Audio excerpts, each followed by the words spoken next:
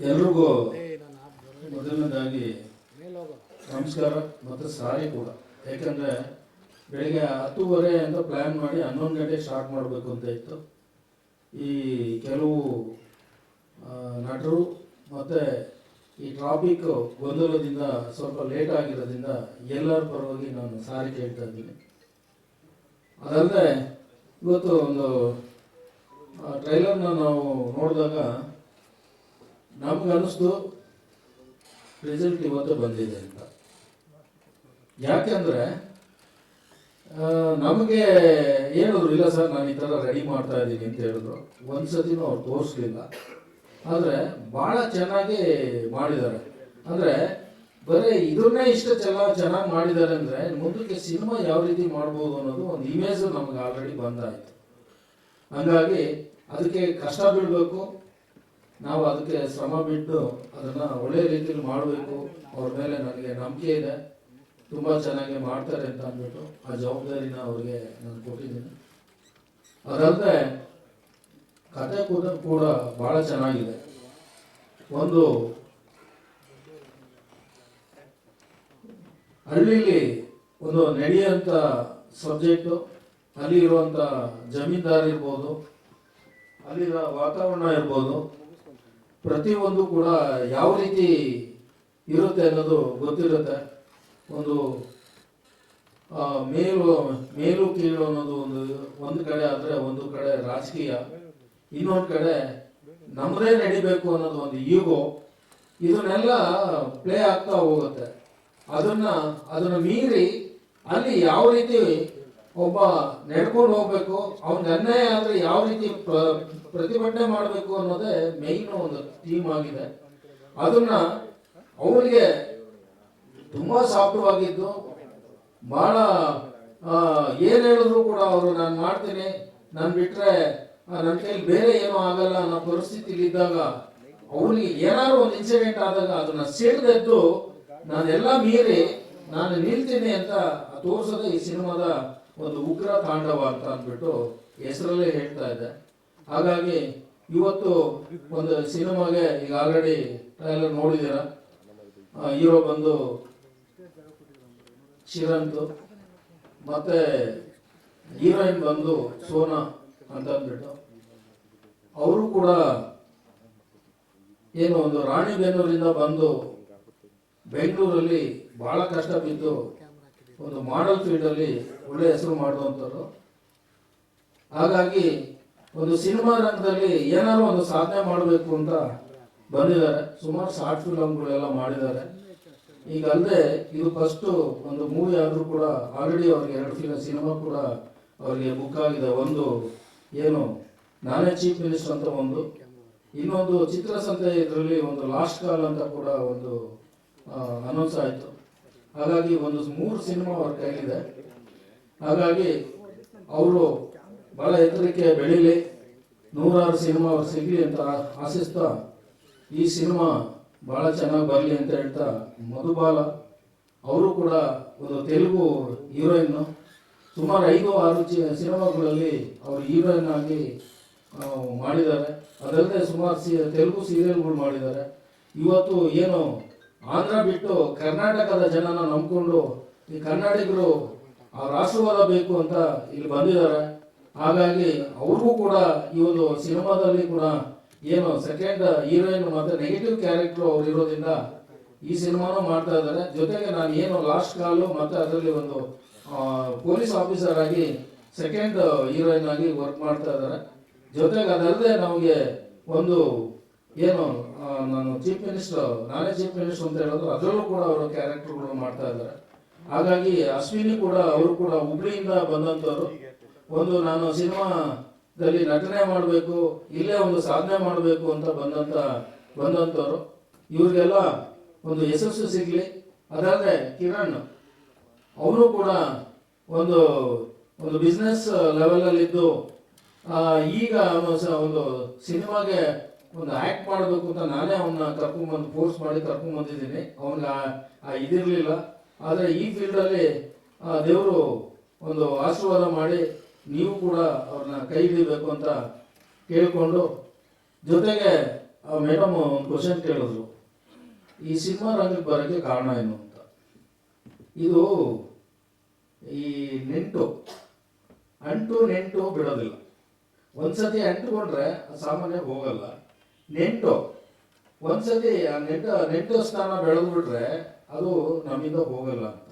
ಯಾಕೆ ನೀನು ಹೇಳ್ತೀನಿ ಅಂದರೆ, ನಾನು ಹಿಂದೆ ಸುಮಾರು 89-90 ಸಮುದಾಯದಲ್ಲಿ ನಾನು ಒಬ್ಬ ಆರ್ಟಿಸ್ಟ್ ಆಗಿ ವರ್ಕ್ ಮಾಡ್ತಾ ಇದ್ದೆ, ನಟನಾಗಿ ಫೀಲ್ಡಲ್ಲಿ ಇದ್ದು ಅಂತ. ನಾನು ಸುಮಾರು 83-84 ಸ್ಟೇಟ್ ಲೆವೆಲ್ ಅವಾರ್ಡ್ ಬಂತು ಬೆಸ್ಟ್ ಆಕ್ಟರ್ ಅಂತ. ಅದಲ್ಲದೆ 89-90 ಒಂದು ಘಟನೆ ಅಂತ ಒಂದು ಸಿನಿಮಾ ಮಾಡಬೇಕು ಅಂತ ಅಂದ್ಬಿಟ್ಟು ವಿನೋದ್ ರಾಜ್ ಹಾಕ್ಕೊಂಡು ಅವ್ರಿಗೆ ಅಡ್ವಾನ್ಸ್ ಮಾಡಿ, ಆಮೇಲೆ ಚೀಲ ಶಂಕರ್ 2 ಸಾಂಗು, ವ್ಯಾಸರಾವ್ 1, ಶ್ರೀರಂಗ 1, ಅವರ ಒಂದು 4 ಸಾಂಗುಗಳನ್ನ ನಾನು ಮಾಡಿಸಿದ್ದೆ. ಅದಲ್ಲದೆ ಒಂದು ಕುಣಿಗಲ್ ನಾಗಭೂಷಣ್ ಅವ್ರಿಗೆ ಡೈಲಾಗ್ ಕೊಟ್ಟಿದ್ದೆ, ಡೈಲಾಗ್ನು ಕೂಡ ಮಾಡಿ. ಜೊತೆಗೆ ಒಂದು ಏನು ಸಂಕೇತ್ ಅಂತ ಒಂದು ಸ್ಟುಡಿಯೋ ಇತ್ತು, ಗೊತ್ತಿರ್ಬೇಕು, ಫಿಲಮ್ ಚೇಂಬರಲ್ಲಿ. ಅದು ತೆಗೆದುಬಿಟ್ರು. ಅಲ್ಲಿ ನಾನು ಸಾಂಗ್ ರೆಕಾರ್ಡಿಂಗ್ ಮಾಡಿದೆ, ಮನೋರಂಜನ್ ಪ್ರಭಾಕರ್ ಅಂತ ಇಟ್ಕೊಂಡು. ಆಗ ಬಂದಂಥ ನೆಂಟು ಇದು. ಆ ಒಂದು ಇದು ನನಗೆ ಅಲ್ಲಿ ಆ ಟೈಮಲ್ಲಿ ನನಗೆ ಕೈ ಹಿಡಿಲಿಲ್ಲ. ಜೊತೆಗೆ ನನ್ನ ಒಂದು ಬ್ಯಾಕ್ ಬೋನ್ ಅಂತ ಯಾರೂ ಇರಲಿಲ್ಲ. ನಾನು ಮುಂದುವರಿಯೋದಕ್ಕೆ ಯಾರು ನನ್ನ ಪುಷ್ ಮಾಡಲಿಲ್ಲ. ಹಾಗಾಗಿ ನಾನು ಏನು BSNL ಅಲ್ಲಿ ನಾನು ಒಬ್ಬ ಆರ್ಡಿನರಿ ಎಂಪ್ಲಾಯ್ ಆಗಿದ್ದೆ, ಒಬ್ಬ ಡಿಸ್ಟ್ರಿಕ್ಟ್ ಸೆಕ್ರೆಟರಿ ಆದೆ, ಕರ್ನಾಟಕ ಸರ್ಕಲ್ ಲೀಡರ್ ಆದೆ. ಅದಾದಮೇಲೆ ಏನು ಟೆಲಿಕಾಂ ಹೌಸಿಂಗ್ ವೆಲ್ಫೇರ್ ಟ್ರಸ್ಟ್ ಅಂತ ಅಂದ್ಬಿಟ್ಟು ಒಂದು ಸಂಸ್ಥೆಯ ಒಬ್ಬ ಅಧ್ಯಕ್ಷನಾಗಿ, ಅಂತ ಮೇಡಮ್ ಆಲ್ರೆಡಿ ಹೇಳಿದ್ದಾರೆ, ಒಬ್ಬ ಸೋಷಿಯಲ್ ವರ್ಕರ್ ಆಗಿ, ಒಬ್ಬ ಪ್ರೊಡ್ಯೂಸರ್ ಆಗಿ ಬಂದಿದ್ದೀನಿ. ಈಗ ನಿಮ್ಗೆ ಆನ್ಸರ್ ಸಿಕ್ಕಿದೆ ಅನ್ಸುತ್ತೆ ಮೇಡಮ್, ನಾನು ಯಾಕೆ ಈ ಸಿನಿಮಾ ಫೀಲ್ಡ್ ಬಂದೆ ಅಂತ. ಯಾಕಂದ್ರೆ ಅವಾಗ ಮಾಡದೇ ಇರೋಂಥ ಅಚ್ಚು ಈಗ ಮಾಡಬೇಕು, ಈಗ ಏನಾದ್ರು ಸಾಧನೆ ಮಾಡಲೇಬೇಕು, ನಿಲ್ಲಲೇಬೇಕು ಅಂತ ಬಂದಿದ್ದೀನಿ. ಬ್ಯಾಕ್ ಅಂತೂ ಹೋಗಲ್ಲ, ಅಷ್ಟೊಂದು ಗ್ಯಾರಂಟಿ. ಆಯ್ತಾ? ಇದು 2ನೇ ಸಿನಿಮಾ. 1ನೇ ಸಿನಿಮಾ ಒಂದು ಉಗ್ರಗುಣಂ ಅಂತ ಅಂದ್ಬಿಟ್ಟು ಸುಮಾರು ಆಲ್ರೆಡಿ ಒಂದು 60% ಶೂಟಿಂಗು ಆಗಿದೆ. ಏನೋ ಒಂದು ಕೆಲವು ಕಾರಣಾಂತರದಿಂದ ಸ್ವಲ್ಪ ಡಿಲೇ ಆಗಿದೆ. ಅದೇನು ಮಾಡೋದು, ದಾರಿ ಅಂತ ಅಂದಮೇಲೆ ಕಲ್ಲು ಮುಳ್ಳು ಅನ್ನೋದು ಇದ್ದೇ ಇರುತ್ತೆ. ಗೊತ್ತಿಲ್ಲದೆ ತುಳಿದಿರ್ತೀವಿ, ಎಡವಿರ್ತೀವಿ, ಬಿದ್ದಿರ್ತೀವಿ, ಮತ್ತೆ ಎದ್ದೇಳಬೇಕು. ಆದರೆ ನನಗೆ ಒಬ್ರು ಕೇಳಿದ್ರು, ಅಲ್ರಿ ನೀವು ಹೋಗಿ ಈಗ ಬಂದಿದ್ದೀರಾ ಕಲ್ಲು ಮುಳ್ಳು ಅಂತ ಅಂದ್ಬಿಟ್ಟು ಕೆಳಗಡೆ ಬಿದ್ದುಬಿಟ್ರ ಮತ್ತೆ ಸಿನಿಮಾ ಬೇಕಾ ಅಂತ ಕೇಳಿದ್ರು. ಇಲ್ಲ ಸರ್, ನಾನು ಆಲ್ರೆಡಿ 3 ಸಿನಿಮಾ ಕಮಿಟ್ ಆಗಿದ್ದೀನಿ ಅಂತ. ಅವ್ರ ಬಾಯಿ ಮುಚ್ಕೊಂಡು ಸುಮ್ಮನೆ ಆಗೋದು. ಅಂದರೆ ನನ್ನ ಗುರಿ ಏನು ಅಂದರೆ, ಬಿದ್ದು ಎದ್ರು ಸರಿ ಈ ಸಿನಿಮಾ ಮಾಡಲೇಬೇಕು. ಇದೇ ಸಿನಿಮಾ ರಂಗದಲ್ಲಿ ನಾವು ಏನಾದ್ರು ಒಂದು ಸಾಧನೆ ಮಾಡಬೇಕು ಅನ್ನೋ ಉದ್ದೇಶ ನಮ್ದು ಅಷ್ಟೇ ಹೊರತು ಬೇರೆ ಉದ್ದೇಶ ಏನಿಲ್ಲ. ಹಾಗಾಗಿ ಈ ಒಂದು ಏನೋ ಉಗ್ರ ತಾಂಡವ ಒಂದು ಟೀಮ್ ಏನಿದೆಯೋ ಇದಕ್ಕೆ ನಮಗೆ ಸಹಕಾರ ಕೊಟ್ಟಂಥವ್ರು ನಮ್ಮ ಸಂಜಯ್ ಮತ್ತೆ ಭುವನ್. ಅದಲ್ಲದೆ ಪ್ರತಿ ಒಂದು ಹಂತದಲ್ಲೂ ಕೂಡ ನಮಗೆ ನಮ್ಮ ಜೊತೆಯಲ್ಲಿ ಪ್ರತಿಯೊಂದು ನನ್ನ ಒಂದು ಸಂಸ್ಥೆ ಇರ್ಬೋದು ಅಥವಾ ನನ್ನ ಸಿನಿಮಾ ಫೀಲ್ಡ್ ಇರ್ಬೋದು, ಅದಕ್ಕೆ ಪ್ರತಿಯೊಂದಕ್ಕೂ ನಮ್ಮ ಹಿಂದೆ ನಿಂತು ಸಪೋರ್ಟ್ ಆಗಿ ನಿಂತವರು ಸರಳ. ಅದಲ್ದೆ ಬಿಟ್ಟರೆ ಸುಪ್ರಿಯ, ಇವರಿಬ್ರು ಕೂಡ ನಮ್ಮನ್ನ ಬಹಳ ಚೆನ್ನಾಗಿ ಎಲ್ಲ ಕಡೆ ನಾನು ಓಡಾಡಕ್ಕಾಗಲ್ಲ, ಏನು ಮಾಡೋಕ್ಕಾಗೋದಿಲ್ಲ. ಆಗ ಒಬ್ರು ಬ್ಯಾಕ್ ಬೋನ್ ಅಂತ ಒಬ್ರು ಬೇಕೇ ಬೇಕು. ಅದಲ್ಲದೆ ನಾನು ಒಂದು ಸಂಸ್ಥೆ, ಒಂದು ಲೆವೆಂಟ್ ನಂದು ಏನು ಆಲ್ರೆಡಿ ಹೇಳಿದ್ದಾರೆ, ಬ್ಯಾಂಗ್ಳೂರು ಇರ್ಬೋದು, ತುಮಕೂರು ಇರ್ಬೋದು, ಮೈಸೂರು ಇರ್ಬೋದು, ಅಥವಾ ಕುಣಿಗಲ್ ಇರ್ಬೋದು, ದೊಡ್ಡಬಳ್ಳಾಪುರ ಇರ್ಬೋದು, ಎಲ್ಲೇ ಕೂಡ ಎಲ್ಲ ಕಡೆ ನಾನು ಒಬ್ಬನೇ ಓಡಾಡೋಕ್ಕಾಗಲ್ಲ. ಬೆಂಗಳೂರಲ್ಲೇ 4 ಬ್ರಾಂಚಸ್ ಇದೆ, ತುಮಕೂರಲ್ಲಿದೆ, ಮೈಸೂರಲ್ಲಿದೆ. ಆದರೆ ಅದನ್ನು ಕೂಡ ಎಲ್ಲ ನನ್ನ ಜೊತೆ ಕೋಆಪರೇಟ್ ಮಾಡಿ ನೋಡ್ತಾ ಇದ್ದಾರೆ. ಮಧುಸೂದನ್ ಕೂಡ ಅವರು ಒಂದು ಇಲ್ಲೇ ಇದ್ದಾರೆ, ಅವರು ಕೂಡ ನಮ್ಮ ಲೆವೆಂಟು ಡೆವಲಪ್ ಮಾಡುವಂಥದ್ರಲ್ಲಿ ನಮ್ಮ ಹಿಂದೆ ರೈಟ್ ಹ್ಯಾಂಡ್ ಆಗಿದ್ದಾರೆ.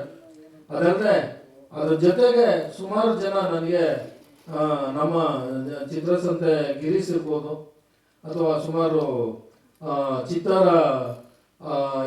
ಚಿತ್ತಾರದವ್ರು ಇರ್ಬೋದು, ಮತ್ತೆ ಮತ್ತೆ TV ಚಾನಲ್ಸ್ ಇರ್ಬೋದು, ಪ್ರೆಸ್ ರಿಪೋರ್ಟರ್ಸ್ ಇರ್ಬೋದು. ಯಾಕಂದರೆ ಎಲ್ಲ ಚಾನಲಲ್ಲೂ ನಾನು ಗುರುತಿಸ್ಕೊಂಡಿದ್ದೀನಿ. ಸುಮಾರು ಎಲ್ಲ ಪೇಪರ್ಸಲ್ಲೂ ನನ್ನ ಆರ್ಟಿಕಲ್ಗಳು ಬರ್ತಾನೆ ಇರುತ್ತೆ, ನಮ್ದು ಅಡ್ವರ್ಟೈಸ್ ಬರ್ತಾ ಇರ್ತದೆ. ಹಾಗಾಗಿ ಒಂದು ಚಿರಪರಿಚಿತ ಅಂತಲೂ ನಾನು ಹೇಳ್ಕೊಬೋದು. ಹಾಗಾಗಿ ನನಗೆ ಇದೇನು ಹೊಸದೇನಲ್ಲ. ಹಾಗಾಗಿ ಏನಾದ್ರು ಒಂದು ಅಚೀವ್ ಮಾಡಬೇಕು ಅನ್ನೋದು ನನ್ನ ಆಸೆ ಇರೋದ್ರಿಂದ ನಾನು ಇವತ್ತು ಈ ಸಿನಿಮಾ ರಂಗಕ್ಕೆ ಬಂದಿದ್ದೀನಿ.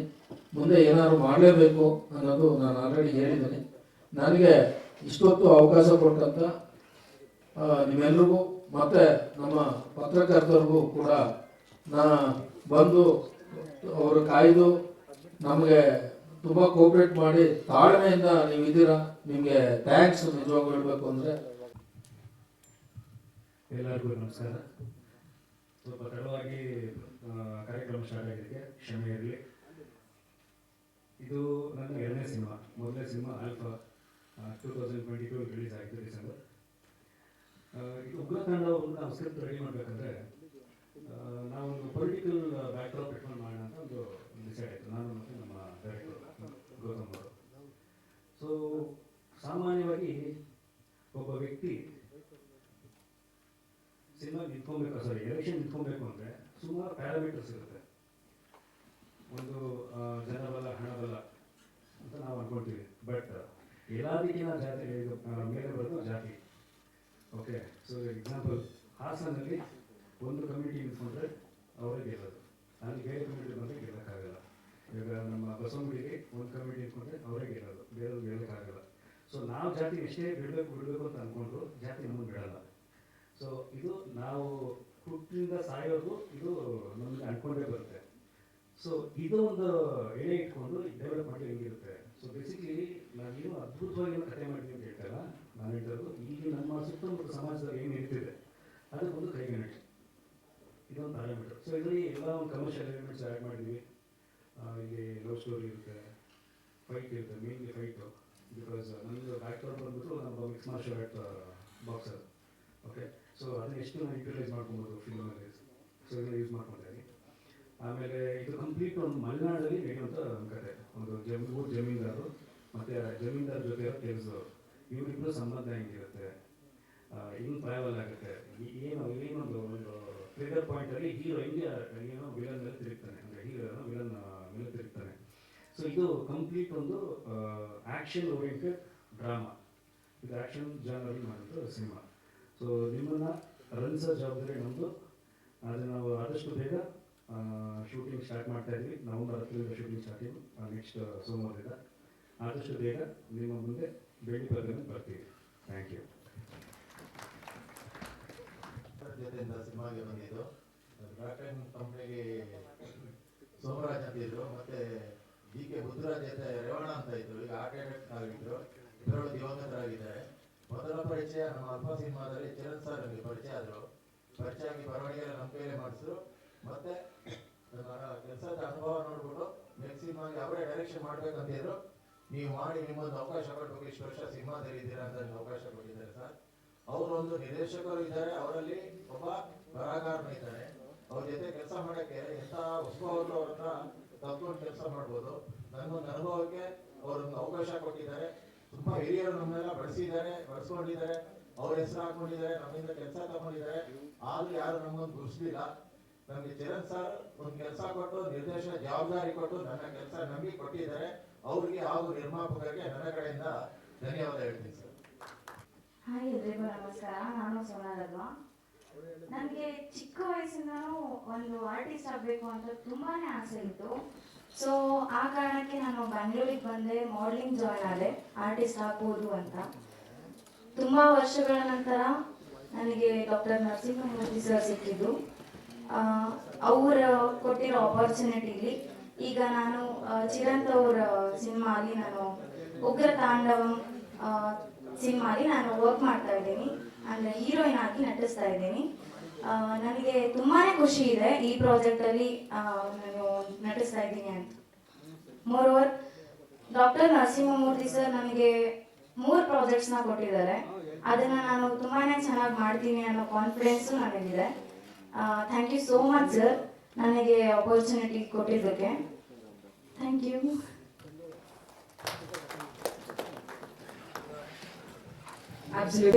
ನಿಮ್ಮನ್ನ ನೀವು ಯಾವ ರೀತಿ ಸಜ್ಜು ಮಾಡ್ಕೋತಿದ್ದೀರಿ? ಸ್ವಲ್ಪ ಹಿಂದಿನಲ್ಲೇ ಮೈ ಕೊಡ್ತೀನಿ, ಆಗ್ಲೇ ಗೊತ್ತಾಗಿದೆ ನಿಮ್ದು ಆಂಟಿ ರೋಲ್ ಅಂತ. ಸೊ ಪೊಲೀಸ್ ಕ್ಯಾರೆಕ್ಟರ್ ಬೇರೆ ಮಾಡಿದಾರಂತೆ, ಸೊ ದಯವಿಟ್ಟು. ಎಲ್ಲರಿಗೂ ನಮಸ್ಕಾರ. ಫಸ್ಟ್ ಆಫ್ ಆಲ್ ನಮ್ಮ ಮೀಡಿಯಾ ಫ್ರೆಂಡ್ಸ್ಗೆ, ಚಾನಲ್ಸ್ ಅವ್ರಿಗೆ, ಪೇಪರ್ಸ್ ಅವ್ರಿಗೆ ಎಲ್ಲರಿಗೂ ಥ್ಯಾಂಕ್ಸ್ ಹೇಳ್ಕೊಂತ. ಮೈಕ್ ಹತ್ರ ಇಟ್ಕೊಂಡು ಜೋರ ಮಾತಾಡಿ. ನಿಮ್ಮ ಸಪೋರ್ಟ್ ಈಗಲೇ ಇರಲಿ ಅಂತ ಕೇಳ್ಕೊತಾ ಇದ್ದೀನಿ. ಹಾಗೆ ನಮಗೋಸ್ಕರ ಬಂದಿದೆ ಅಂತ ನಮ್ಮ ಪ್ರೀತಿಯ ಅಭಿಮಾನಿಗಳಿಗೆ ಥ್ಯಾಂಕ್ಸ್ ಹೇಳ್ಕೊಂತ ಇದ್ದೀನಿ. Thank you sir. ಈ ಆಪರ್ಚುನಿಟಿ ಕೊಟ್ಟಿದ್ದಕ್ಕಂತ ನರಸಿಂಹಮೂರ್ತಿ ಅವ್ರಿಗೆ ಆ್ಯಂಡ್ ಡೈರೆಕ್ಟರ್ ಅವ್ರಿಗೆ ಥ್ಯಾಂಕ್ಸ್ ಹೇಳ್ಕೊತ ಇದ್ದೀನಿ.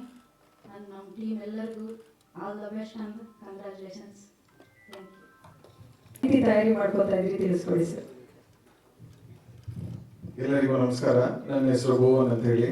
ಸೊ ನೀವೆಲ್ಲರೂ ನೋಡಿದಂತೆ ಈಗ ಟೀಸರ್ ಅಲ್ಲಿ ಸೊ ಇದು ಒಂದು ಝಲಕ್ ಏನು ಸಿನಿಮಾದು ಕಂಡು ಬಂದಿದೆ. ಸೊ ನಾವೆಲ್ಲರೂ ನಮ್ಮ ಶಕ್ತಿ ಮೀರಿ ಒಂದು ಎಫರ್ಟ್ ಅನ್ನು ಹಾಕ್ತಾ ಇದೀವಿ. ಸೊ ಚಿರಂತನ್ ಏನು ಹೀರೋ ಇದ್ದಾರೆ, ಅವರು ಒಂದು ಒಬ್ಬ ಪ್ರತಿಭಾನ್ವಿತ ನಟ. ಸೊ ಹಾಗೆ ಶೋನಾ ಕೂಡ ಸೊ ಪ್ರೆಷರ್ ಅಂತ ಹೇಳಿ ಇಲ್ಲೂ ಅನ್ಸಲ್ಲ. ಸೊ ನಾನು ಈ ಸಿನಿಮಾ ತಂಡಕ್ಕೆ ಶುಭಾಶಯಗಳನ್ನು ಸಲ್ಲಿಸ್ತೀನಿ. ಡೆಫಿನೆಟ್ಲಿ ನಿಮ್ಮೆಲ್ಲರ ಏನೋ ಒಂದು ಅಭಿಲಾಷೆ ಇದೆ, ಎಲ್ಲದಕ್ಕೂ ನಾವು ಒಂದು ಗ್ಯಾರಂಟಿ ಇದು ಮಾಡಿ ನಾವು ಈ ಸಿನಿಮಾ ಗೆಲ್ಲುವುದಕ್ಕೆ ಏನೇನು ಪ್ರಯತ್ನ ಪಡಬೇಕು ಅದರಂತೆ ನಾವು ಮಾಡಿ ಸಿನಿಮಾ ಗೆಲ್ಲಿಸೋಕೆ ಎಲ್ಲ ಹೋರಾಟ ಮಾಡ್ತೀವಿ. Once again I wish all the very best to the team. ಒಳ್ಳೆಯದಾಗಲಿ. Thank you. Thank you Bhuvan sir. ಹಾಗೆ ಸಂಜಯ್ ಸರ್ ಅವ್ರ ಬಗ್ಗೆ ನಾನು ಹೇಳೋದೇ ಬೇಕಾಗಿಲ್ಲ, ಎಲ್ಲರಿಗೂ ಚಿರಪರಿಚಿತರು. ನಮ್ಮ ಕನ್ನಡ ಪರ ಅಂತ ಮೊದಲಾಗಿ ಡಾಕ್ಟರ್ ನರಸಿಂಹಮೂರ್ತಿ ಸರ್ ಅವ್ರಿಗೆ ತುಂಬ ಹೃದಯದಿಂದ ಥ್ಯಾಂಕ್ಸ್. ಯಾಕೆಂದರೆ ಅವರಿಲ್ಲ ಅಂದರೆ ಈ ಸಿನಿಮಾ ಆಗ್ತಾನೆ ಇರಲಿಲ್ಲ. ಸೊ ಹಾಗಾಗಿ sir heartful thank you sir. ಹಾಗೂ ನಮ್ಮ ಚಿತ್ರದ ಹೀರೋ ಚಿರಂತ್ ಹಾಗೂ ನಿರ್ದೇಶಕರು ಗೌತಮ್ ಸೂರ್ಯ ಅವರು ಎಲ್ಲರೂ ಇದು ಎಫರ್ಟ್ಸ್ ಹಾಕಿ ತುಂಬ ಕಷ್ಟದಿಂದ ಮಾಡ್ತಾ ಇದ್ದಾರೆ. ಈ ಸಿನಿಮಾ ತುಂಬ ಯಶಸ್ಸು ಕಾಣಲಿ ಅಂತ ನಾನು ತುಂಬ ಹೃದಯದಿಂದ ಹಾರೈಸ್ತೀನಿ. ಥ್ಯಾಂಕ್ ಯು, ಧನ್ಯವಾದ. Thank you sir. ಹಾಗೆ ಇಂಡಿಯಾ ಸಿನಿಮಾದವರ ಜೊತೆ ಯಾವ ರೀತಿ ಜೋಡಿಸ್ಕೊಳ್ತಾ ಇದ್ದೀರಿ?